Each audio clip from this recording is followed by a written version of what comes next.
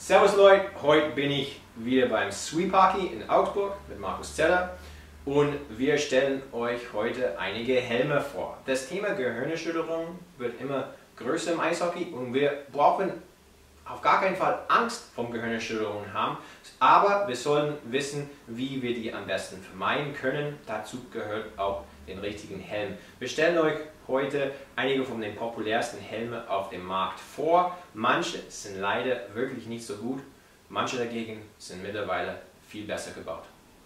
Also ich stelle euch jetzt 3 von den 4 verschiedenen Helmen hier vor. Wir haben 2 Helme dabei, die leider nach wie vor noch im Profibereich genutzt werden, die aber eigentlich vom Schutzfaktor komplett überholt sind, also eigentlich nicht mehr aktuell sind. Wir fangen an mit dem 4500. Wir sehen das hier im Innenmaterial vom Helm. Die Schaumstoffe sind wirklich sehr, sehr einfach gehalten, kann dadurch natürlich weniger oder nicht den optimalen Schutz bieten. Der Helm ist auch bei vielen einfach relativ unbequem vom Tragen, das heißt, er drückt anhand von diesem harten Schaumstoff. Dann kommen wir direkt zum nächsten Helm.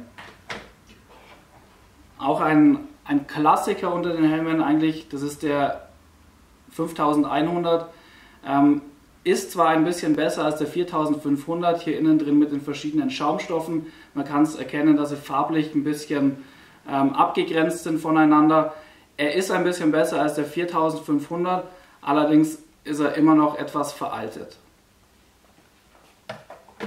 Dann kommen wir direkt zum letzten Helm aus den 3, die ich euch vorstellen möchte. Das ist der React 75. Speziell hier bei dem Helm, man sieht sofort die verschiedenen farbigen Schaumstoffe, die sind teilweise super weich, dass sie sich schön an den Kopf ranformen können.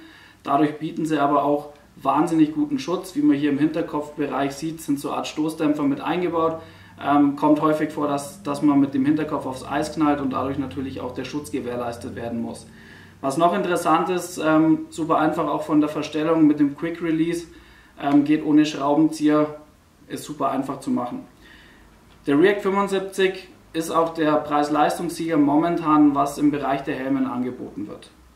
Wie ihr wahrscheinlich gesehen habt beim Helm mit vielen Aufkleber, die Markus euch vorgestellt hat, der Bauer 5100, das war mein altes Helm, bis ich meinen Kopf auf dem Eis zerballert habe, eine schwere Geschwinderung bekommen habe und angefangen habe zu denken über den Helmwahl. Und jetzt stelle ich euch den Helm vor, den ich momentan benutze. Mein Helm, den Bauer React 200. Wie man sieht, viele verschiedene Schaumstoffe. An der Schläfe, diesen gelben Schaumstoff, ist super weich und sehr bequem zum Tragen. Es hat auch den Suspend-Technologie, das bedeutet, dazwischen Schaumstoff und harten äußeren Kern gibt es ein bisschen Luft. Das heißt, wenn ich meinen Kopf gegen was haue, wirkt es wie ein Stoßdämpfer. Noch dazu sieht man hinten tatsächlich ein thermoverformbares Platte, die man kurz im Ofen tun muss, wenn man den Helm zum ersten Mal anhat. Diese Technologie gibt es seit ewig vielen Jahren im Schlittschuhe und ich finde es richtig toll, dass man das langsam jetzt in Helme einbaut, damit der Helm so gut wie möglich passt. Einziges kleines Problem mit dem React 200, das Teil ist wirklich riesig. Und meine Mannschaftskameraden letztes Jahr mir den ganzen ersten Monat der Saison verarscht haben und immer gesagt haben, die können mich jetzt auf dem Eis überall finden, die müssen nur für das Helm suchen. Aber ich kann damit gut leben, solange der Kopf richtig geschützt ist. So, es gibt auch ein sehr gutes Website aufgebaut von der Virginia Tech University in Amerika.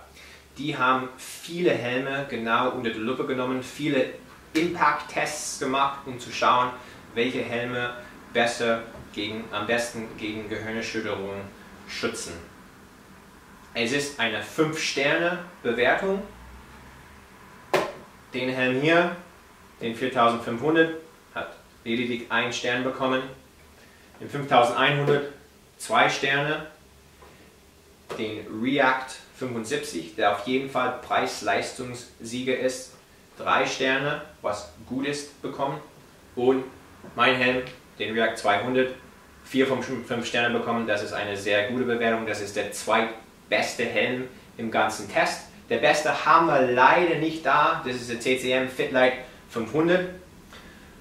Bei einer Helmwahl sollte man sich einfach aus meiner Sicht den besten Helm kaufen, den man sich leisten kann. Bei anderen Ausrüstungsteilen, zum Beispiel beim Brustschutz, Ellbogenschoner, Knieschoner, Hosen, kann man schon ein bisschen sparen. Man braucht nicht unbedingt die beste Ausrüstung, habe ich auch nicht. Beim Helm spart euer Geld nicht, euer Gehirn ist das wichtigste Körperteil, die ihr überhaupt habt. Markus, vielen Dank nochmal für deine Hilfe heute. Kommt vorbei, wenn ihr eine gute Beratung braucht. Und bis zum nächsten Mal bei Marcel's Hockey School.